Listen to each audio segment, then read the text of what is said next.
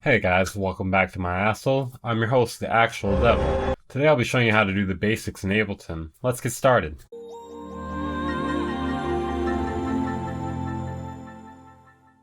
Gonna explain something real quick, guys. So this video is going to be like a 7-layered burrito because as I was making it, I kept thinking of more things to add into it.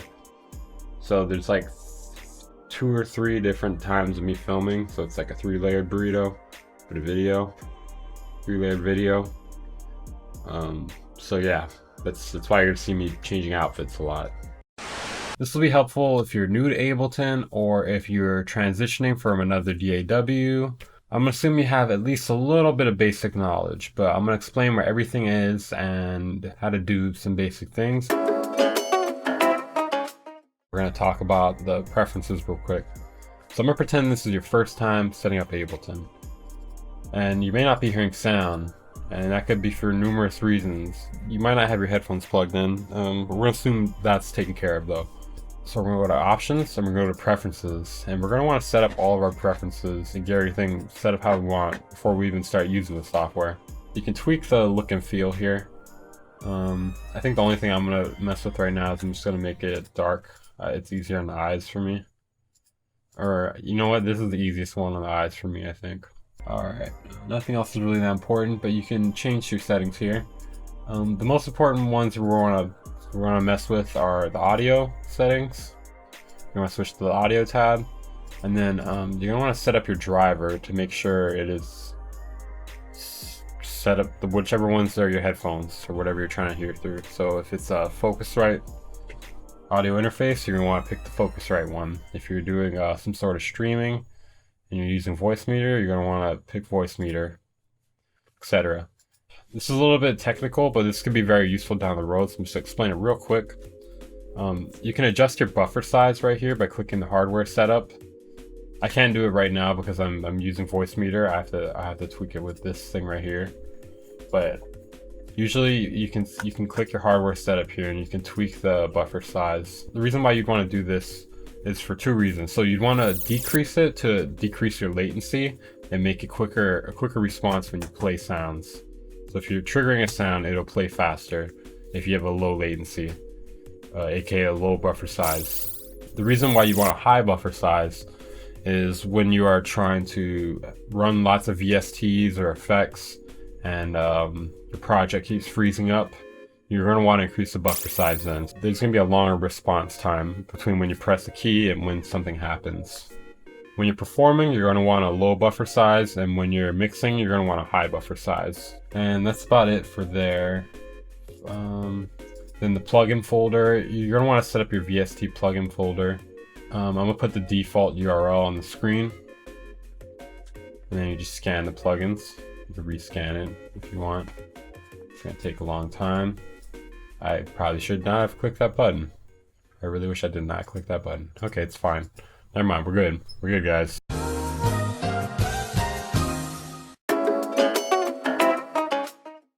Alright, next I'm explaining how to set up a MIDI controller. I'm going to assume this is your first time plugging in your MIDI controller after setting up the driver. You're going to plug in your USB keyboard, options, preferences, and then you go to link MIDI. And then as you can see, your keyboard should pop up here if you installed your driver correctly. And you're going to want to turn on track. Mine is an A-series keyboard. You're going to want to track the input. You're in Ableton for the first time and this is what you see. And you might want to know what you're looking at. What you're looking at is the arrangement view. You can switch between the arrangement view and the session view pressing tab. Tab will switch between these. And in your arrangement view, you can see all your tracks. You can see your audio tracks here, your MIDI tracks, your send and return tracks.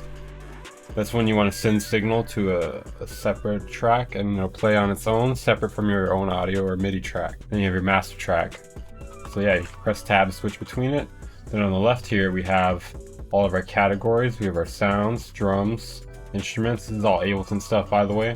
Then you have your Ableton audio effects, your MIDI effects. This will include, so the audio effects will include everything from your compressors to EQs, filters, gates, reverbs, basically everything you'd want to put on a track. And the MIDI effects, that has arpeggiators, stuff like that, chord, yada yada. Max for live, this is more for experimental and strange devices. This stuff you have to get off the internet. Your version of Ableton might come with some already though, like an LFO or envelope follower, etc. And then below that you'll have your VST plugins. Then you have your clips, samples, packs, user library. Yeah, so basically most of the stuff you need is on the left here. Alright, so session view. Session view is actually one of the most powerful things about Ableton. This view allows you to run a bunch of clips or songs or loops or anything of the sort that you have off your hard drive, and you can start and stop them much like a performer would. So I'm just going to drag in a bunch of sounds and loops here. This is great for starting a track or just getting down something simple or jamming. It's just the perfect tool for that, or live performance.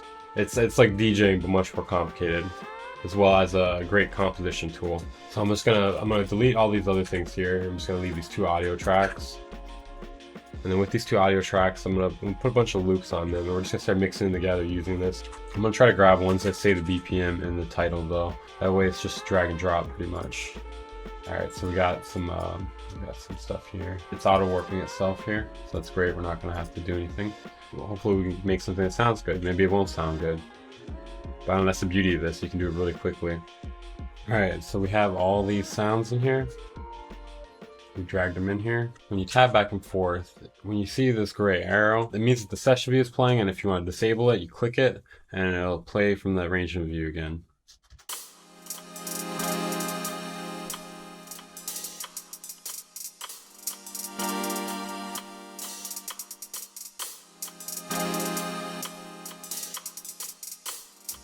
It's actually not bad.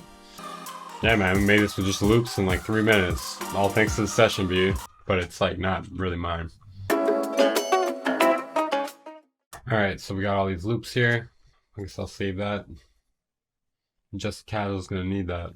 I guess the best way to do this would be to let's just take these loops and bring them in here. So if you wanna just take what you have in session view and drag it over to arrangement view, you can click on something, hold the click down, click tab, and you can just drag it in here.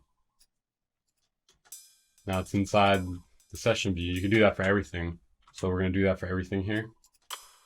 And then I'm just gonna duplicate everything. You can do that with Control D. Selecting your clip and clicking Control D.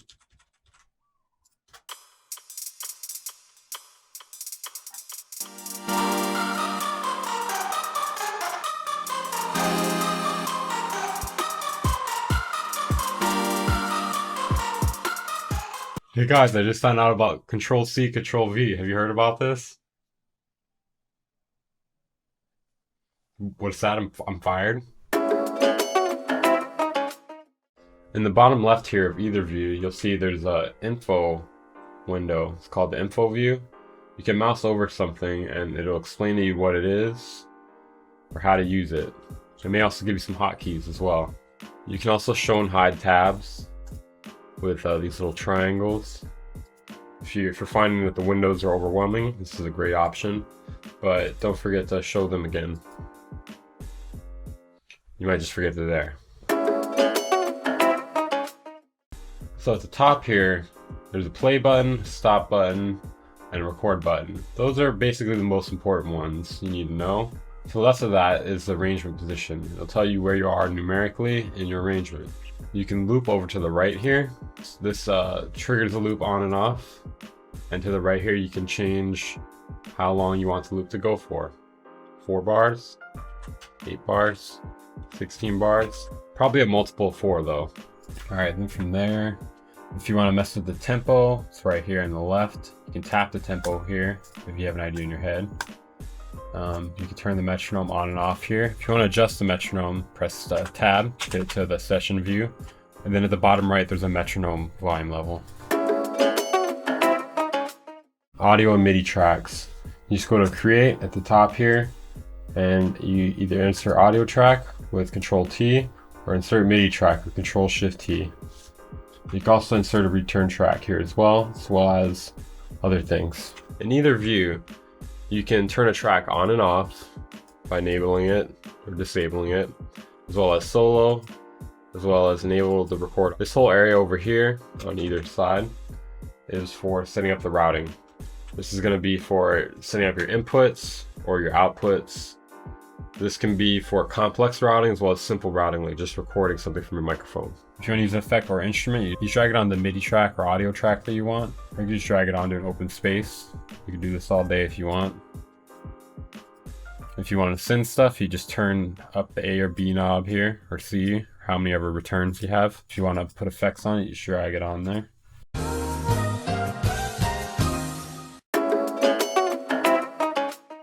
Okay, so say you have a MIDI track, you're going to want to enable the record automation on the MIDI track. Once you see that red light there, you can press record and it should record the track there for you, allowing you to record MIDI notes, or you can just record in the clip and then draw it in yourself afterwards. And it works the same way with audio tracks as well.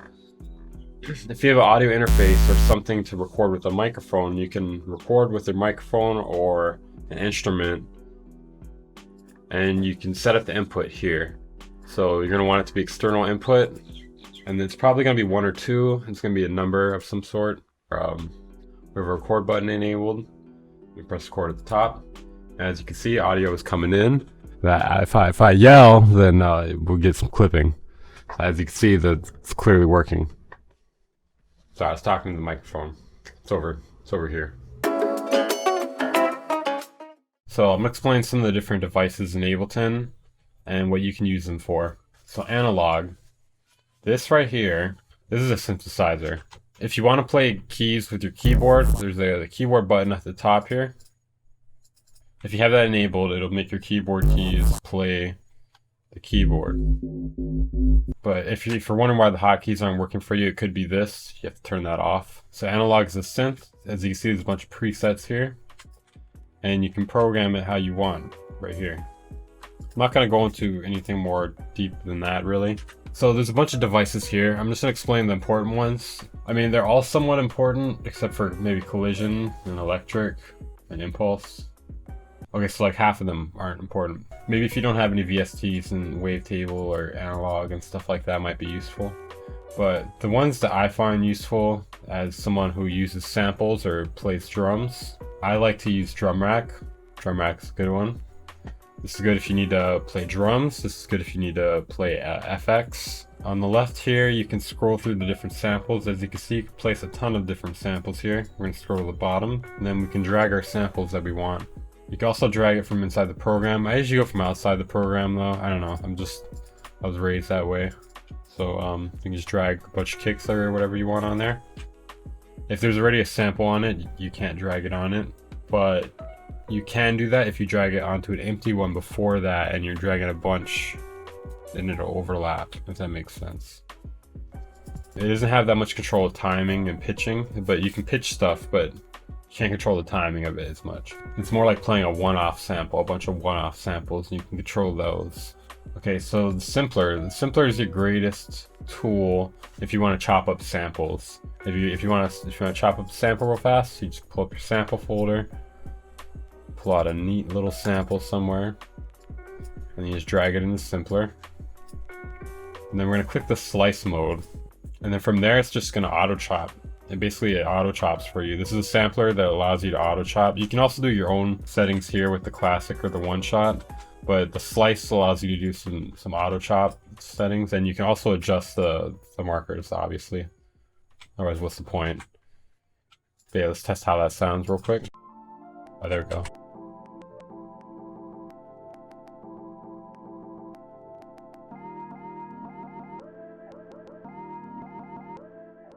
I don't know. I'm not sure if some of these qualify as synths, but if you want to use Ableton's native synths, you could use analog, electric, operator, or wavetable, or tension.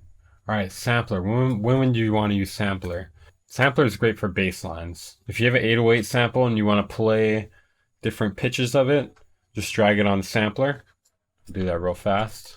I'm just going to grab a single 808, throw it on there, and as you'll notice, you can play it at different pitches. And the reason why it's so awesome in here is you can easily control the glide. and portamento, which is very powerful. That's something you FL users are probably looking for. So it's under the pitch/oscillator tab if you're trying to mess with that.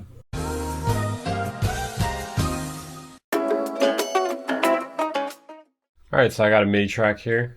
I'm going to quantize it real quick. In order to do that, I can double click on it and that'll open up the MIDI notes to the bottom here.